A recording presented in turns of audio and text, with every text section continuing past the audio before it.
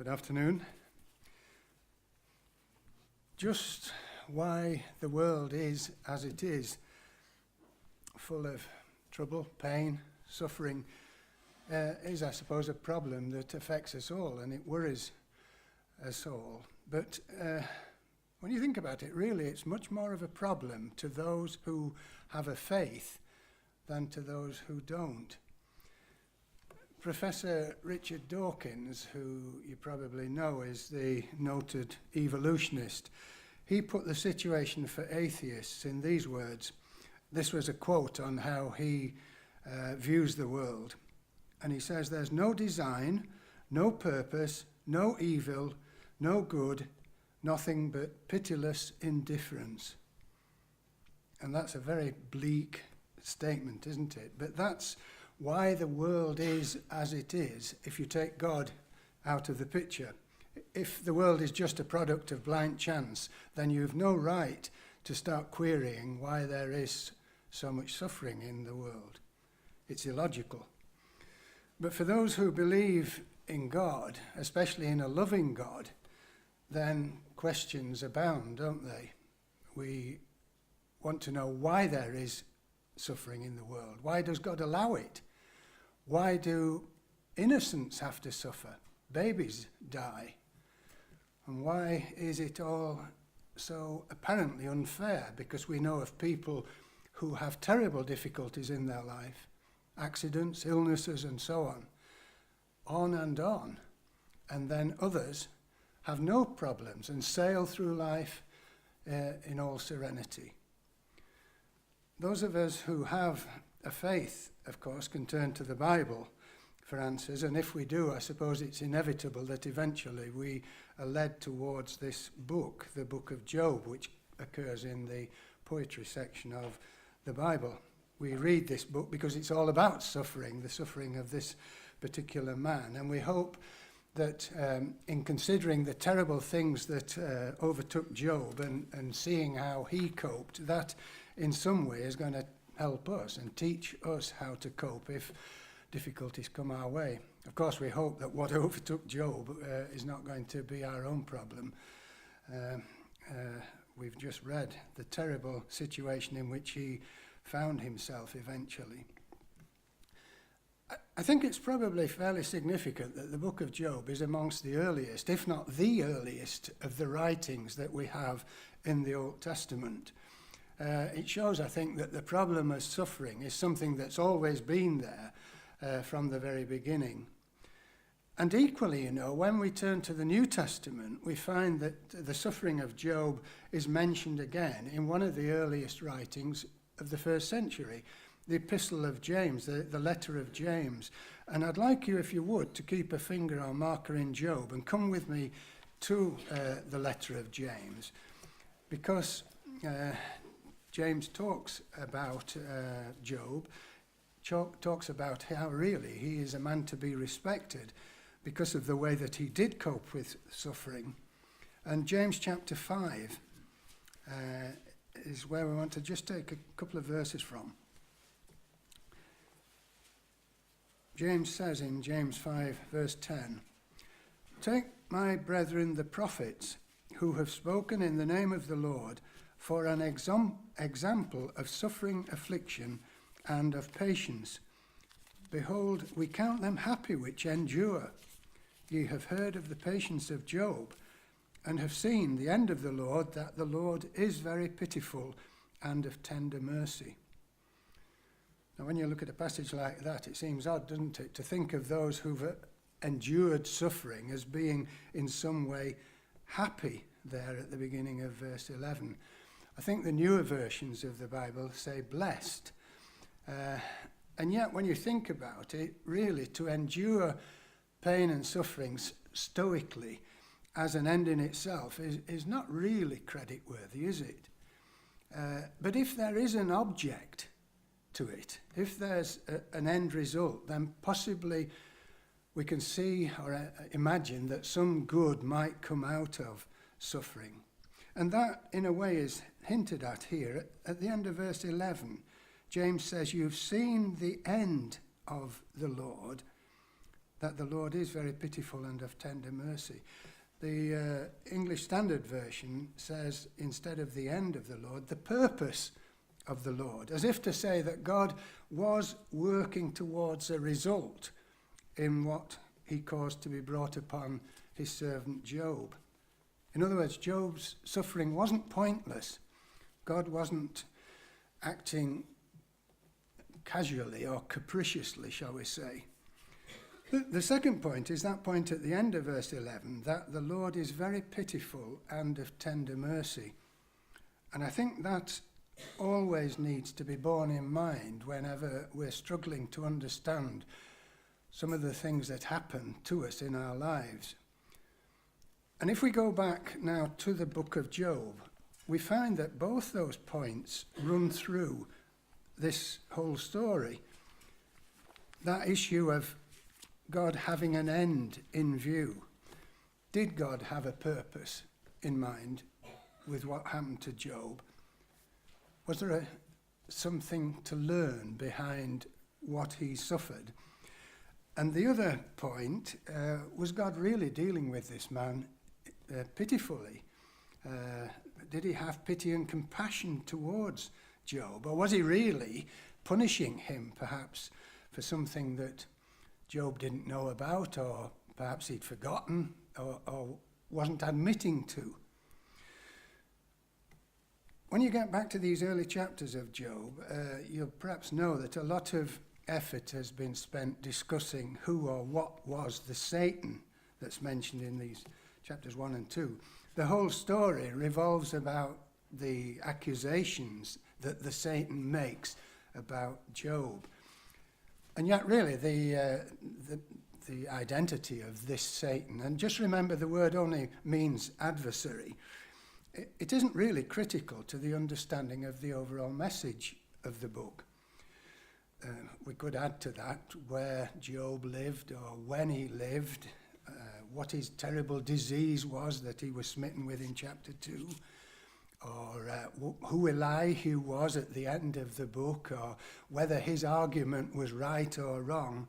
All these things are really not important against our seeking to understand what God was teaching Job, and by extension, of course, what he's trying to teach us when we read this book. Whoever the Satan was, or the adversary was, his challenge obviously represents very basic human thinking. And it shows also, I would suggest, a human cynicism. His challenge shows that he was jealous over Job's wealth. And his challenge also, I think, shows a subconscious envy of Job's righteousness, his virtue. Let's just read chapter 1 and verse 9 to 11 again. The Satan answered the Lord and said, Doth Job fear God for naught? Hast not thou set an hedge about him, and about his house, and about all that he hath, on every side? Thou hast blessed the work of his hands, and his substance is increased in the land. But put forth thine hand now, and touch all that he hath, and he will curse thee to thy face. You can see the cynicism there, can't you? That this individual, this adversary, resented Job's wealth and thought that Job served God only because he was so well blessed. So it means, of course, that part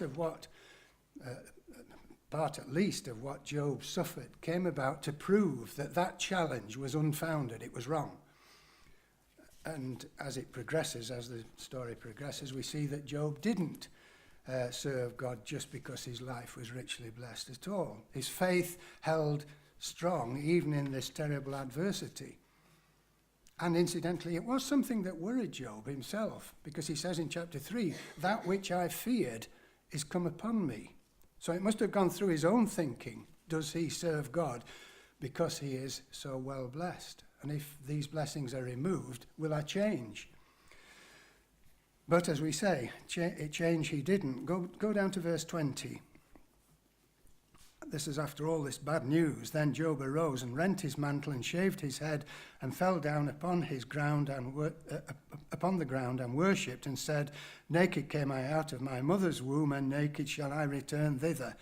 The Lord gave, and the Lord hath taken away. Blessed be the name of the Lord. And then the comment is made, in all this Job sinned not, nor charged God foolishly. By any standards, that's a remarkable reaction, isn't it? And I think probably if we'd had to suffer what Job suffered, most of us would have complained bitterly and wondered why God was treating us so unfairly and so cruelly. Incidentally, whilst we were looking at the letter of James, we could have pointed out the verse which says that if any man offends not in word, the same is a perfect man. And that is the point that verse 22 is making there. In all this, Job sinned not and charged God foolishly. He was very careful, especially at the start, on what he said. His words indicated what his thinking was. And that was God's assessment of Job, that he was a perfect man because he could keep charge of his tongue. Look at chapter 2 and verse 3. The Lord said unto Satan, hast thou considered my servant Job, that there is none like him in the earth, a perfect and an upright man, one that feareth God and escheweth evil, and still he holdeth fast his integrity, although thou movest me against him to destroy him without cause. So God said that he was a man of integrity.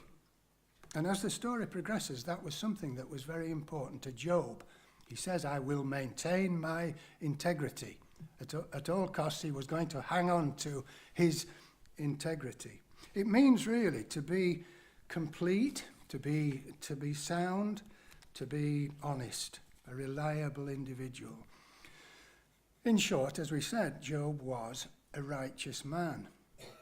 But that in itself makes it difficult to understand why these things happened to him. Why did he have to suffer as he did?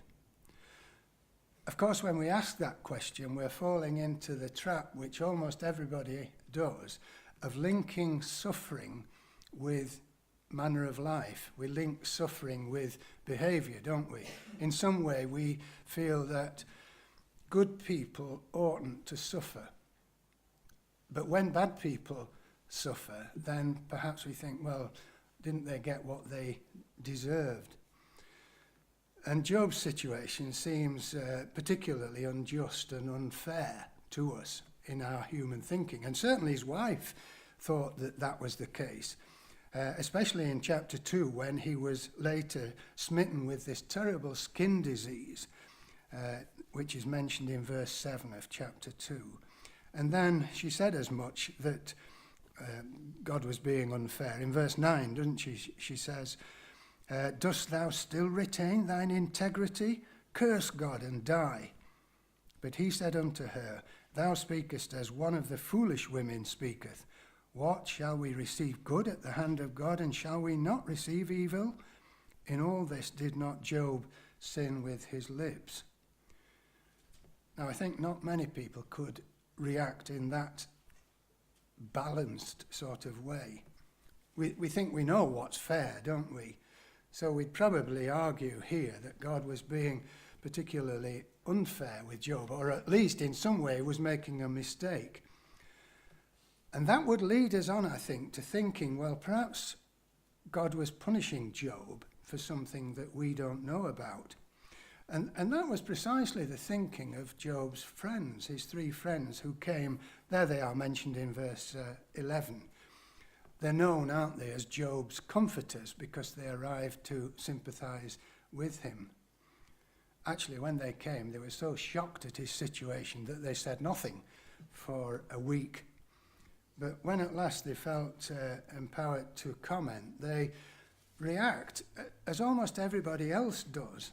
They feel in some way that Job must have been getting what he deserved, something that he wasn't perhaps prepared to admit to. Just move on to chapter 4 and verse 7. This is what Eliphaz, who's the first speaker, he seems to be the one who they defer to. He says in verse 7, "Remember, I pray thee, whoever perished being innocent, or where were the righteous cut off? Even as I have seen, they that plough iniquity and sow wickedness reap the same." Now, he's falling into the trap that we mentioned earlier, isn't he? Thinking that good people, in some way, shouldn't suffer, whereas bad people deserve what happens to them, what they get. And it's wrong. It's a wrong argument. And yet, human beings like to know the reason for something. They like to think that there is a reason why something happens in life. And if you went to the New Testament and John's Gospel, you don't have to turn to it, but it's in John chapter 9. You remember when Jesus' own disciples were falling into exactly the same trap when Jesus was faced with a man who was blind. He'd been blind from birth.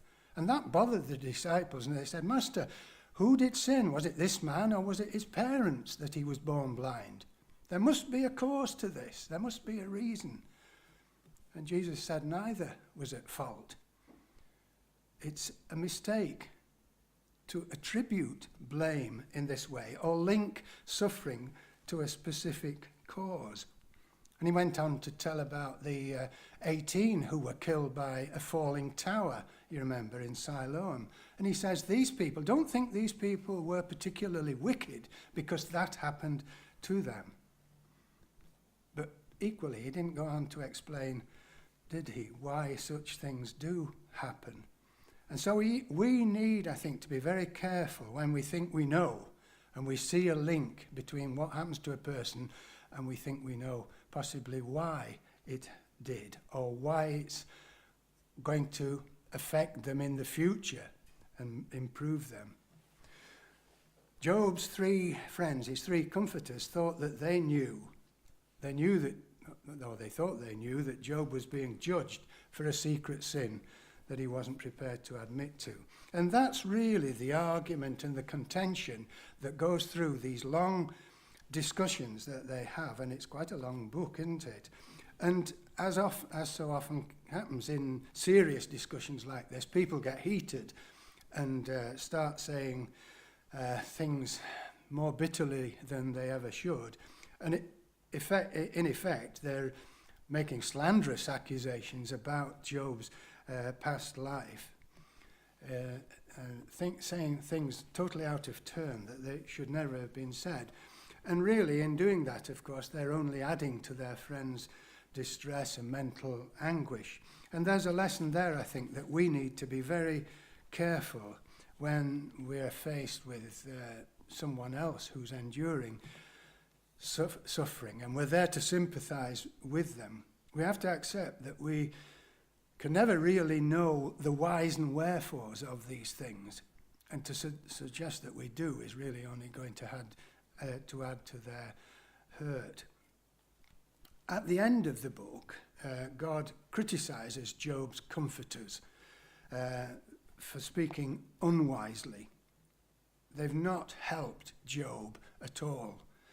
And in fact, Job himself is criticized by God because in the extremity of his suffering, he's guilty of accusing God of being unfair, unjust, and not providing him with the answers that he wants. He even goes to the extent of feeling that God has become his enemy in some way, which most certainly wasn't the case.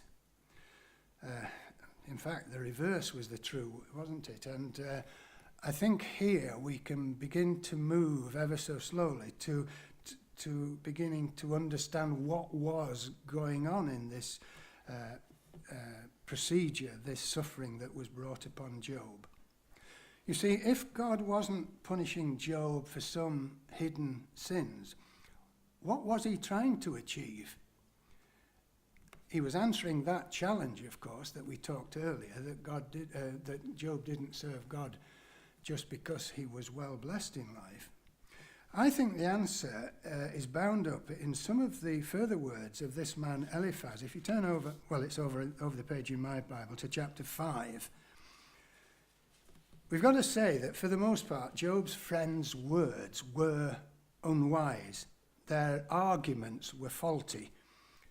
But I think these words in chapter 5 are true. Verse 17 of chapter 5. Behold, happy is the man whom God correcteth.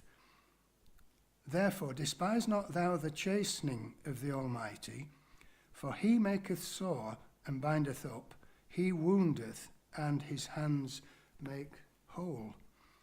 Now that's that word happy again that we met in James, isn't it? Happy is the man whom God correcteth.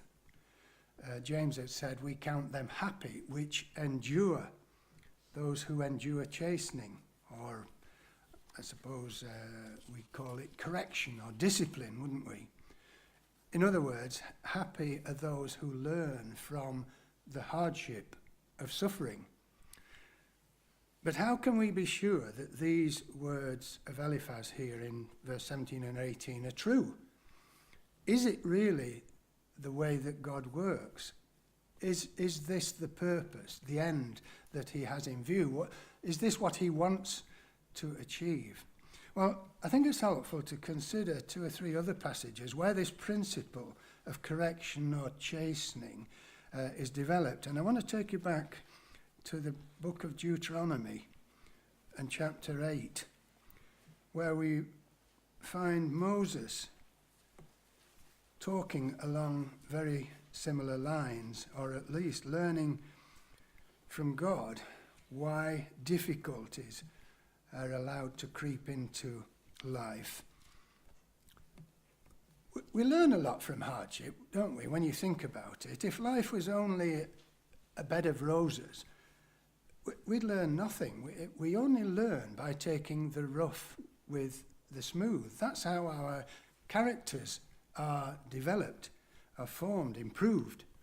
Let's read the early verses of Deuteronomy 8.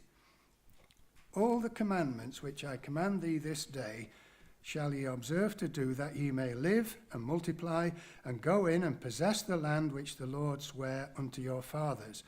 This, of course, is to the nation of Israel who were coming out of Egypt and going to the promised land.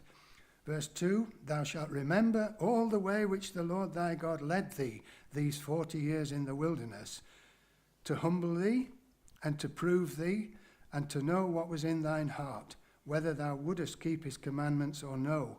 And he humbled thee and suffered thee to hunger, and fed thee with manna, which thou knewest not, neither did thy fathers know, that he might make thee know that man doth not live by bread only, but by every word that proceedeth out of the mouth of the Lord doth man live. Thy raiment waxed not old upon thee, neither did thy foot swell these 40 years. Thou shalt also consider in thine heart, that as a man chasteneth his son, so the Lord thy God chasteneth thee. Now that's that chastening that Eliphaz was talking about in Job chapter 5, isn't it? All parents work this way. They know that children need discipline and guidance. And equally, because of that, children should learn to trust their parents. They learn that their rules and their boundaries in life are to be respected because it's for their ultimate good. The words there at the end of verse 3 are very interesting, aren't they? That man does not live by bread only, but by every word that proceeds out of the mouth of the Lord. You know those words. They were on the mouth of the Lord Jesus Christ, on the lips of the Lord Jesus Christ, when he was tempted in the wilderness to change stones into bread because he was starving hungry. It explains what was going on in the wilderness, that the Father was teaching the Son by testing him and proving him, as verse 2 has it here, to know what was in his heart. And it happens again, move on if you will, to Proverbs in chapter 3. We said this is how parents work. can't always be a bed of roses. Life is not always sweetness and light, because we learn nothing. We learn from opposites, don't we? We don't know what pain and suffering would be. If we never suffer it, we don't know what being warm and comfortable would mean if we'd never been freezing cold out in the rain and snow. We learn by these opposites. As simple as you can't teach what up means if you don't know what down means, and so on. You get the point. And when you're in Proverbs 3, here is Solomon talking about a man teaching his son. Proverbs 3, verse 11. And this explains why God disciplines with hardship and suffering. Verse 11. My son, despise not the chastening of the Lord, neither be weary of his correction. For whom the Lord loveth, he correcteth, even as a father the son in whom he delighteth. And that's interesting, that God disciplines out of love. There in verse 12. We remember what James said, that at the end of the Lord is very pitiful and of tender mercy. And we have that again here, don't we, in verse 13 of Proverbs 3. Happy is the man that findeth wisdom, and the man that getteth understanding. It's that word happy, the one who learns and understands that hardship can be a sign of God's love for us. I said 2 or 3. We'll make it 3. Just come with me, if you will, to Hebrews now, and chapter 12. And this is the point that's emphasized once again, that it's God's love that brings chastening and difficulties into our lives. Children sometimes kick back, don't they, against discipline. They rebel against their parents' advice. And in doing that, they're missing the point, really, that their parents are really concerned with their ultimate good. And children who kick back are really being selfish and eventually become unruly. Chapter 12 of Hebrews and verse 5. He says that they're not to forget the exhortation which speaketh unto you as unto children. My son, despise not thou the chastening of the Lord, nor faint when thou art rebuked of him. For whom the Lord loveth, he chasteneth, and scourgeth every son whom he receiveth. If you endure chastening, God dealeth with you as with sons. For what son is he whom the Father chasteneth not? And then he talks about the situation in the next verses 8 and 9 about earthly parents dealing with their awkward children. Then verse 10, he says, For they verily for a few days chastened us after their own pleasure, but he for our profit, that we might be partakers of his holiness. It's for our ultimate good that God brings difficulties into our life, says the writers. So what conclusions can we draw from, it's a very brief look at the book of Job, isn't it, and the sufferings that God brought upon him. What conclusions do we draw from how he coped with what came upon him? And as we said, Job was looking for answers. He wanted to challenge God. He saw himself as being placed in the dock, if you like, but the judge was absent. He kept wanting God to come and argue against him, and he would fight his corner, as we say. And yet, all the way through, although he prayed about it several times, Job received no answers, no explanations as to what was going on. And he didn't understand what was going on. But the point is, really, that it wasn't pointless. He was changed. And perhaps he didn't realize he was being changed. But at the end, Job was a much humbler man than at the beginning. At the beginning, undoubtedly, as we've read, he was a good man. But that goodness, that righteousness, was only relative to other men, not relative to God's righteousness. And at the end of the book, we find that he had a much reduced opinion of his own righteousness, of his own integrity. He'd rejected his own righteous position, his integrity. He was prepared now to let go. And he'd learned that he was in no position really to question or to challenge God. You know that when God finally made himself known and intervened into the argument, he put a series of questions to Job, nearly 70 questions, none of which could Job answer. Where were you when I created this? Do you know how the eagles do this and why the ostrich is like this and so on? Almost 70 questions. And Job is left floundering because he realizes that the Almighty God cannot be challenged by a man. And it's impertinent even to try to question why God does things. You can only conclude that God knows best. He knows what he's doing and why he's doing certain things. And what he is doing is for the best. That's the important point. And really that is all we can conclude. We want more, but we're not given more. Sometimes, with the benefit of hindsight, the passage of the time allows us to look back and we can say, well, perhaps those events happened because it led to this and that I approve of and it's helped me. But it doesn't always work that way, does it? We've got to learn that ultimately everything turns out for the best in God's purpose. All things work together for good to those who love God, to those who are called according to his purpose. All things work together for good. That's the good things and the bad things. We've humbly to go along with what is put our way and accept that God knows best. And he knew best in Job's case. As we say, at the end, he was a much changed man. He was a much humbled man. And because of that, Job recognized how much his friends needed help. And so he prayed for them, as we know at the end of the book.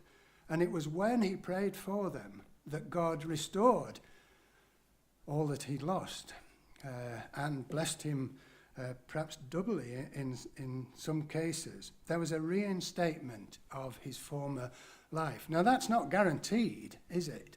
But in his case, it did show that God was being very pitiful and of tender mercy.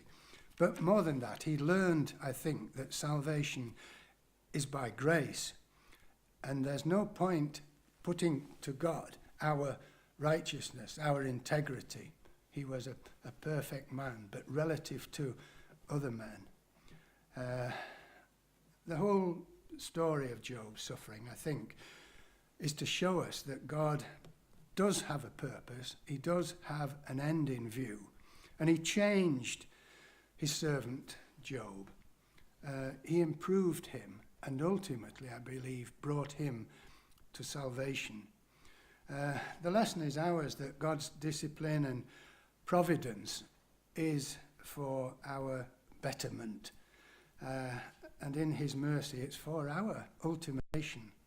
We'd like answers, more specific answers, because that's the way our minds work. But we're not given them, sadly. We can only rely on our Father's greater knowledge, his greater wisdom, and that he is working for our ultimate good, that we might be, as Hebrews said, partakers of his holiness. And I take that to mean that we might develop his character. We'd be better people because we understand his character through what has happened to us.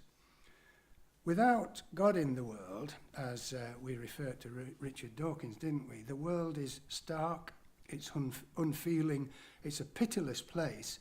If it's ruled by blind chance, then without God there's no hope, there's no reason, there's no assurance, and there's no final salvation. But with God in the world, we can at least rely on him to bring us to his desired end. And that is that we might be better people, that we might be like him, and that we might eventually have eternal life in a renewed earth. And what a prospect that is to set before mortal, dying human creatures.